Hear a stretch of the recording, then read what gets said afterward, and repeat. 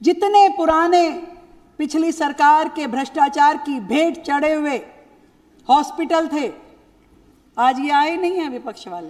आते तो मैं इनको भाषण देने में मजा भी नहीं आ रहा, वो सुन ही नहीं सकते। ऐसे ऐसे काम करके गए हैं कि जब वो फाइलें खुलती है तो ये एहसास होता था कि करते क्या थे।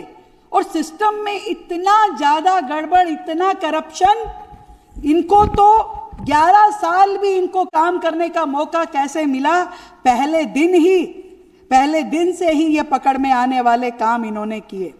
हमने मादीपुर, सीरसपुर, हथसाल, ज्वालापुरी में उन अस्पतालों को पूरा करने के लिए इस साल 515 करोड़ रुपए का फंड रखा है, जबकि राव तुलाराम मेमोरियल हॉस्पिटल, बाबा साहब अंबेडकर हॉस्पिटल और लाल बहादुर शास्त्री हॉस्पिटल में शासकीय की योजना के तहत केंद्र के द्वारा पोषित शासकीय योजना इंफ्रास्ट्रक्चर उसको बेहतर हम करेंगे। और साथ ही अधूरे पड़े हुए लोकनायक जयप्रकाश हॉस्पिटल एवं सत्यवादी राजा हरिश्चंद्र अस्पतालों का निर्माण कार्य भी इस साल पूरा किया जाएगा। हमने जो 7 ICU अस्पताल पिछली सरकार अधूरे छोड़ के भाग गई थी, उसको पूरा करने के लिए भी 150 करोड़ रुपए का फंड इस वर्ष हमने रखा है।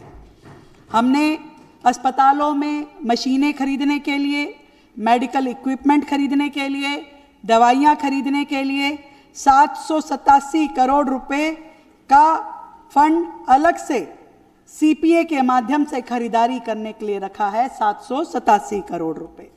साथ ही प्रधानमंत्री जन आरोग्य योजना जो पिछले साल हमारी सरकार बनने के तुरंत बाद हमने लागू की थी, उसमें हमने पहले जो अंत्योदय के राशन कार्ड थे उनको शामिल किया था। बाद में हमने उसमें आशा वर्कर जोड़ी, आंगनवाड़ी कर्मी जोड़े।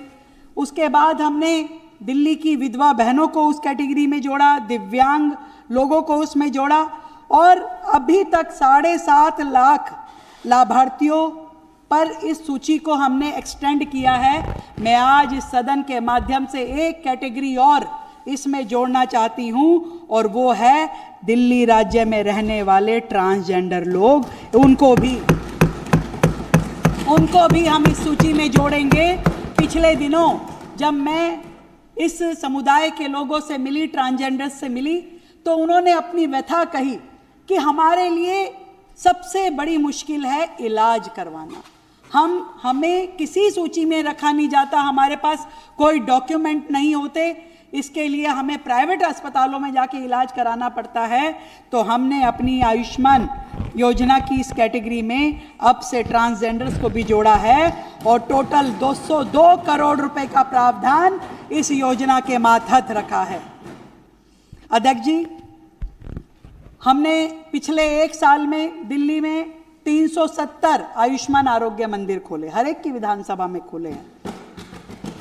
सबके यहाँ खुले हैं ना भाई?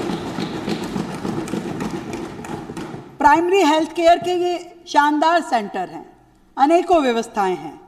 और इस साल वर्ष 2026-27 में हम नए 750 अन्य आयुष्मान आरोग्य मंदिर स्थापित करेंगे, जिसके लिए हमने केंद्र की मदद और हमारी स्टेट का पैसा मिलाकर के 1500 करोड़ रुपए का प्रावधान किया है।